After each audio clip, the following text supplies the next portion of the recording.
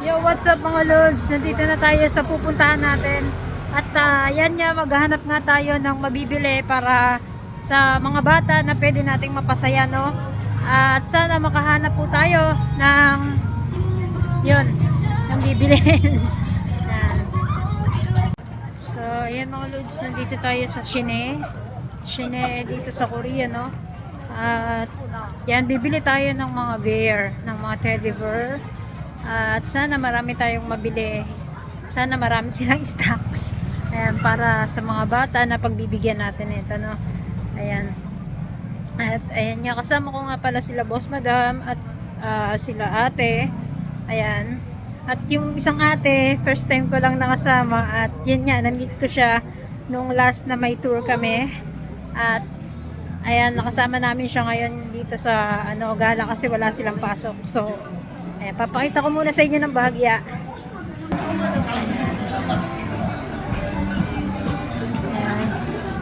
Ayan sila yung mga kasama natin. Si Ate May nandun kasi may nakalimutan siyang bilhin. Wow, Boss Madam, sana all. Sana all umaapaw sa bulsa. Ayan. Boss Madam, mahal.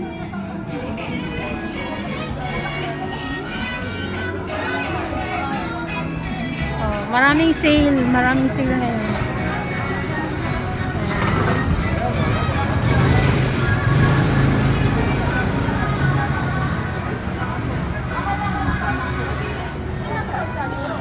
Ayan.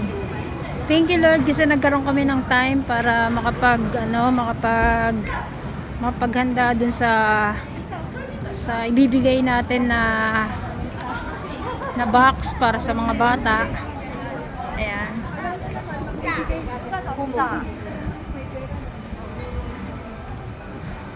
Yan, sila nga po pala yung mga kasama natin ngayon. Naggagandahan na chicks. Yan, yan. Nagbili, sila mami, sila Lord, nagbili ng palatandaan ng Yan. At ayan, abangan nyo po yung next video natin. Yan. Sana talaga makakuha tayo ng mga bear na bibilhin. Yan. Dito na lang tong video na to. Dito na lang tong mga video. Dito na lang tong video natin. Thank you so much mga lords. Bye-bye. Ayan nga at nakauwi na kami ng mga kasama natin. At pagka-uwi nga namin at pagkahatid nga sa amin ni ate, ay dumiretso na kami dito sa laundrya ni Boss Madam para labahan yung mga binili namin na stuffed toys. Ayan, binili lang namin sila sa ukay kasi yan pa lang yung kaya ng budget ni Kuya LJ. At ayan, thank you Lord kasi matutupad ko na rin yung pangarap ko na yan, sa kahit konting effort ay makapagpasaya tayo ng mga bata ngayong Pasko. At ito na nga, at syempre hindi ko to magagawa kung di dahil sa tulong ni Boss Madam at ng ating mga kasama. Thank you po sa pagsuporta lagi kay Kuya LJ sa mga gusto niya at naisip niya kung paano tayo makapagpasaya ng mga kapwa at ng mga bata. Ayan. Kasi alam ko, sa simpleng bagay na to, marami na tayong mapapasayang mga bata, especially dun sa mga hindi nakakabili ng mga laruan or hindi nakakatanggap ng stuffed toys. Kaya ayan, nakaisip kami ni Boss Madam na yan po yung pag-giveaway namin this coming Christmas. Yan, bumili kami ng mga stuffed toys kahit second hand lang ay mapapakinabangan na nila at matutuwa na sila.